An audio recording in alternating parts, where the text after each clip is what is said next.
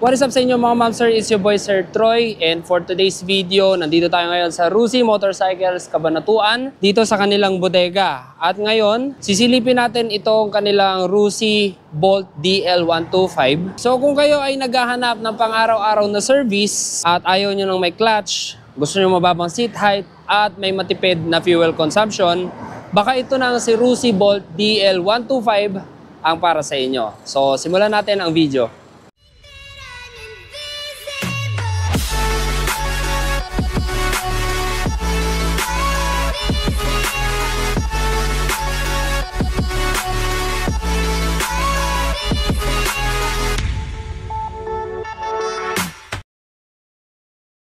Okay, so ito po si Rusi Bolt DL125. Kung mapapansin niyo, parang may kamukha siya. Yes po, parang ganun po ito. So parang inspired siya sa ganung model na yon, Honda XRM. So basically para siyang copy ni Honda XRM, yung naka-motard or naka-road tires. Kasi meron si Honda na naka-extreme or yung naka parang semi-off-road tires. Bago tayo pumunta sa specifications na ito at bago ko ipaliwanag sa inyo kung bakit itong motor na to ang dapat ninyong bilhin, i-walk around ko muna kayo sa motor na to.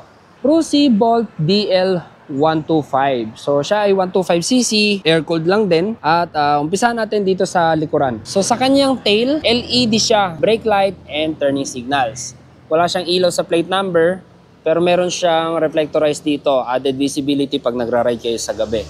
Kanya namang tail fender, may sticker ng hazard para dagdag warning sa mga nasa likod kapag nakita na nila ito, no, sobrang lapit na nila dito sa motor. Double shock absorber with coil spring. Ang kahiba naman dito, malaki yung kanyang shock absorber sa loob. At ano din siya, na-adjust din siya. I think 1, 2, 3, 4, 5. Ayan, meron siyang 5 stage na adjustment. Depende sa inyong preference. Kung gusto nyo mataas na malambot or mababa, pero medyo matigas yung play ng suspension. So ayan, size ng gulong 2.75 rim 17, naka-alloy casted, I think CNC yung CNC cut yung ating mugs. Tapos siya, meron siyang 6 spokes. Ito yung isa sa mga sikat na design na kapag nakakita ka ng ganyang mugs, Rusi, like yung mga ganito natin. Ayan. Pati sa mga scooter natin, ganun din ang design ng kanilang mga mugs. Puro CNC cut. So, exhaust natin, merong stainless na heat guard. Footrest natin, para sa pilon, may makapal na rubber, may grab bar. At sa design naman niya, kulay black na may decals ng light blue and blue. And hindi ko alam kung ano tong parang something abstract na nakalagay dyan. May sticker ng Bolt. Dito naman sa harapan, may Rusi. So, ayan po yung combination ng kanyang kulay. Black and glossy blue. So may kickstarter siya. Ito yung ating brake pedal. Sa grab bar, okay na rin. Isang buo siya. At sa ating seat cover, ayan, meron siyang logo ng Rusi dito. Pwede na, malapad na rin. At malambot na rin yung seat cushion. Sa harapan naman, naka-telescopic fork suspension tayo. Wala siyang sleeves kagaya ng mga ibang bike ni Rusi. Sa harapan, naka-double piston brake caliper na wavy disc brakes. At ang size ng gulong dito sa harapan ay 2.5 rim 17. Same din yung mugs niya na CNC design.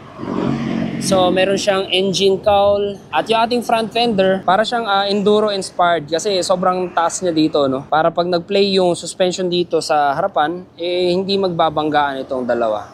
So, mahaba na rin yung extension ng kanyang fender para minimal lang yung papasok sa makina na dumi or putik. Front fender niya, ayan ang design, mahaba at hindi siya mabibrate kasi makapal, matigas yung front fender. Sa ilaw natin sa harapan, LED lahat, turning signals, pati yung kanyang bulb. Meron palang isang bulb doon, I think yung kanyang dim light or yung daytime running. And then LED na yung kanyang main. Tapos meron tayo ditong head cowl. So ito po yung ating handlebar. Malapad siya, no? Ito yung ating light switch. May high and low beam, turning signals, horn, and may choke dito para sa carburetor. So ito yung ating susi.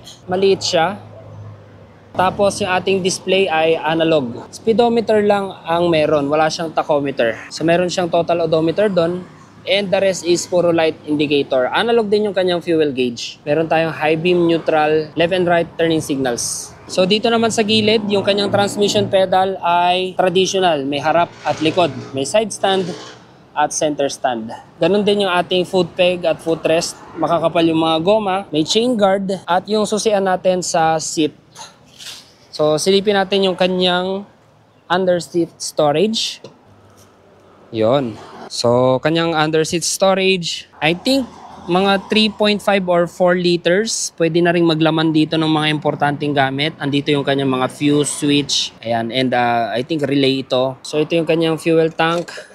Okay, so punta naman tayo sa kanyang engine specification. So si Rusi Bolt DL125 ay single cylinder, single overhead cam, air-cooled, 4-stroke na rin, approximately 8 to 10 horsepower at 9 Nm torque. So siya ay carburetor, 5-speed manual with kick and click electric starter.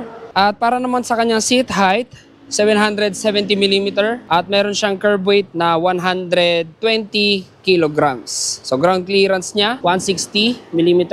Disc brake sa harapan, drum brake sa likuran. So fuel tank capacity niya is approximately 8 liters. At sa kanyang fuel consumption naman 40 to 45 kilometers per liter. So siya po ay hindi clutch. Siya po ay semi-automatic or centrifugal clutch. So, ganito po ang seating position natin. 770mm.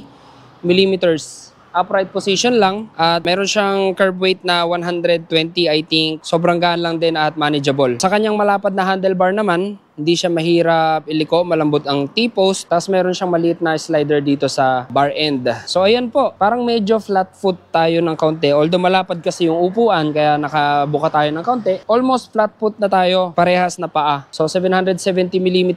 Yan. At magaan lang din ang motor nito. So ito, yung ganitong design ng motor, mostly pinang service sa mga bundok-bundok. And then kung medyo off-road naman yung inyong dadaanan, pwede kayo magpalit ng semi off-road tires or dual sport tires. At para naman sa kanyang fuel consumption, yes, matipid na rin yun dahil ang carburetor naman na to ay hindi naman lumalaklak ng sobra-sobra. Okay, so punta naman tayo sa presyo ni Bolt DL125. Ang cash price niya is 48,000.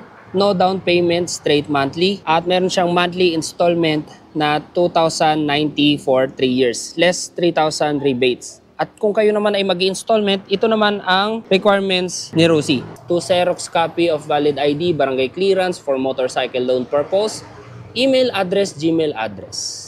Okay, so yan si Rusi Bolt DL125. So kung tingin nyo, mas madaling maglabas dito, mas madaling mag-installment at mas mura ang motor, comment nyo lang dyan sa comment section. So alam naman natin na si Rusi ay kilala sa pagiging affordable at practical. So kung naghahanap kayo ng budget meal na motorsiklo, pamasok araw-araw, pang service, at pwede na rin pang long ride. I think mga around 100 kilometers, papahinga muna yung motor na to dahil siya ay air-cooled. Ayun, mahirap naman kasi kung dire-diretso natin siya ibibiyahe, maglulusaw siya or mag-uubos siya ng engine oil.